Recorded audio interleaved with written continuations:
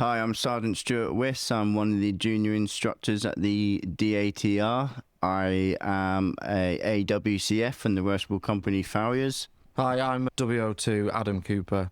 I'm the Farrier Quartermaster at the Defence Animal Training Regiment at Melton Mowbray, and originally I'm from Chesterfield.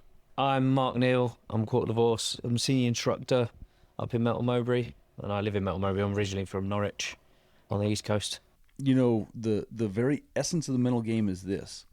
The only reason an event matters is because we make it matter. Welcome to the Mullins Farrier Podcast.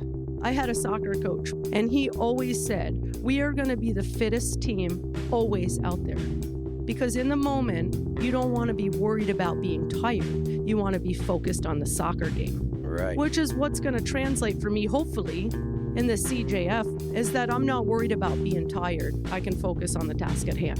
And granted, he was like, get your specimens made. 3 months before you take your exam, get all your AW specimens made. And it's good to have other people putting that pressure on you as well. Sometimes if it's a single journey, and you've not got mentors that are coaching you, helping you, you kind of rest a little bit. If you're hearing this, you are currently on the non-subscriber feed. If you would like to hear this episode in its entirety, please subscribe using the link below.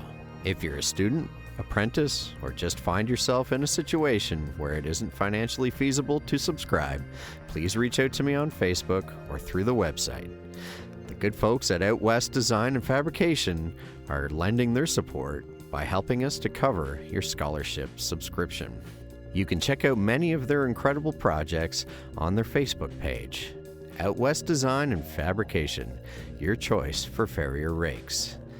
Now here's a sample of this week's episode. Thank you for listening. Most people that I know in this industry only want the best for the other people in the industry, which is a pretty cool thing. Welcome, everyone. This episode comes out a week after my visit to England for a second attempt at my AWCF practical. Once again, the kindness of my Farrier brothers and sisters over there blew me away.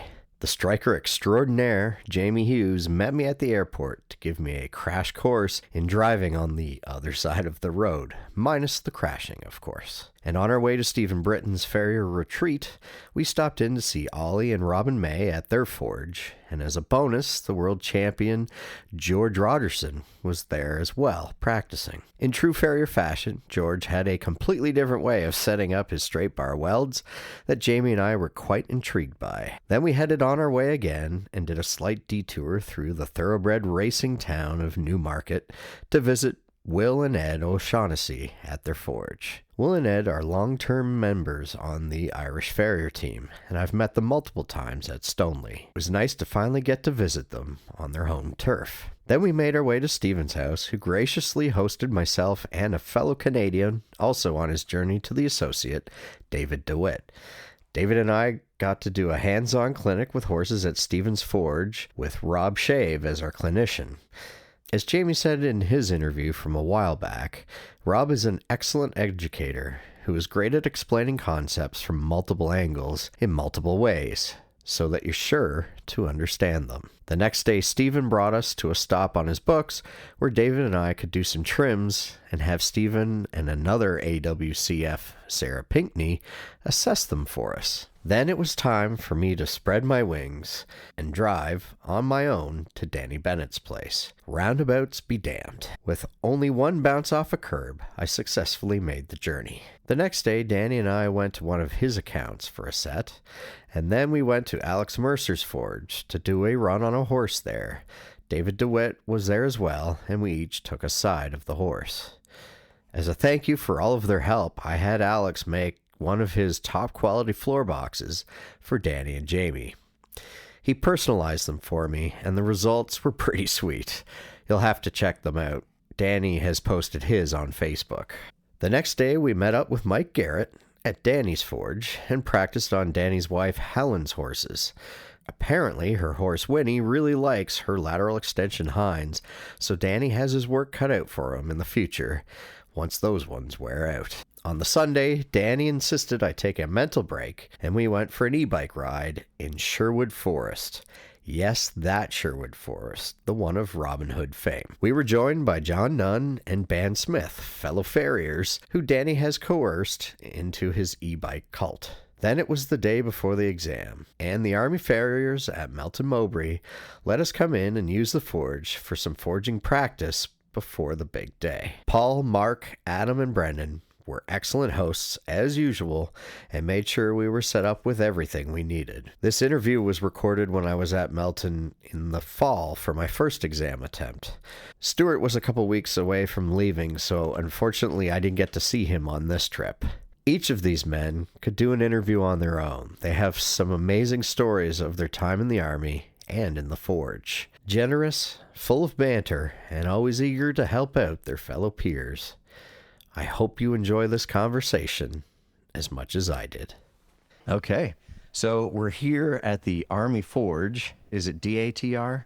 The Defense Animal Training Regiment. There we go. Okay. I got the warning when I first got here that you have to be careful. There might be dogs Yeah, that's right. around, and they're not ones you want to pet. No, they're not very friendly sometimes. I can just imagine. So I guess we should start with each of you saying how you ended up here. You joined the military, clearly, and then what caused you to become a farrier? Mine's a bit of a funny story because I originally didn't want to be a farrier, as in I did not know anything about it. So during that time in my life, it never existed because I was never opened up to that world. So when I first joined the Army, it was only to gain experience to become a firefighter. Oh, okay. Which then within that time, I learned to love the forge and fell in love with farriery through the process of being in the King's Troop Royal Horse Artillery. Oh, okay. Through a friend, and then I kind of just got into it that way. So you went from wanting to put out fires to starting them all the time and playing around in them? Yeah, pretty much, yeah.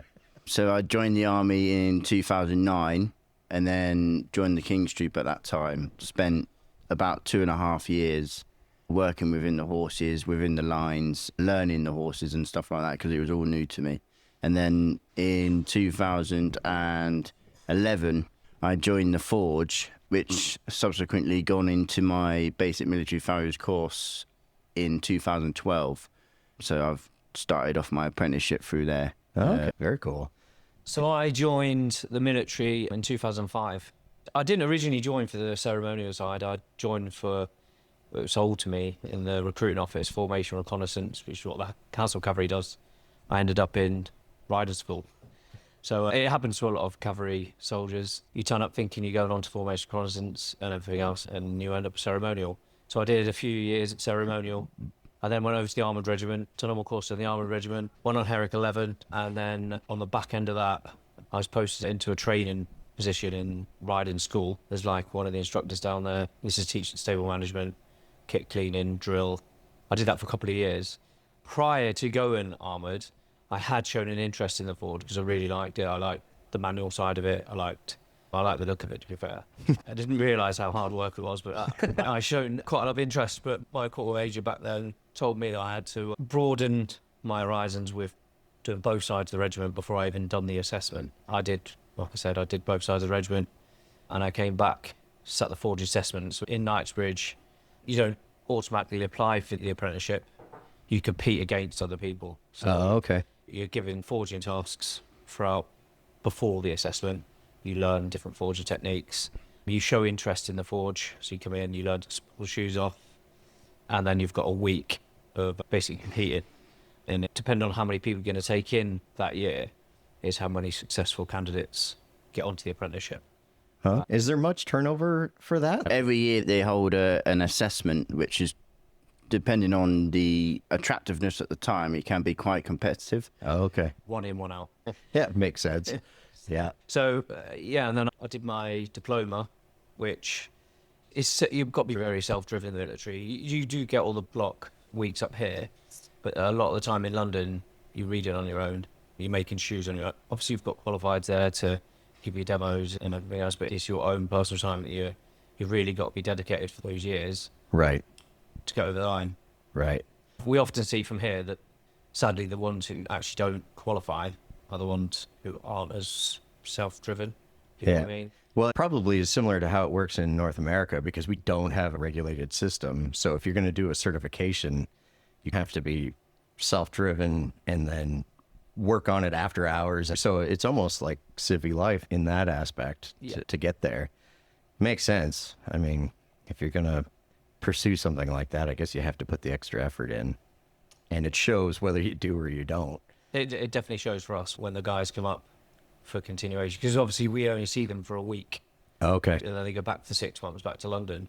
And if you've taken the last phase, you either see a dramatic improvement, or maybe they're good on the last phase, but you will always see improvement, or those who put less effort in, should we say. Right. Yeah. You can see it in the work. Yeah. It's not something you can fake your way through, that's for sure. Do you want me to just run you through how our apprenticeship system works? If you would like to hear this episode in its entirety, please subscribe using the link in the show notes. Thank you for listening.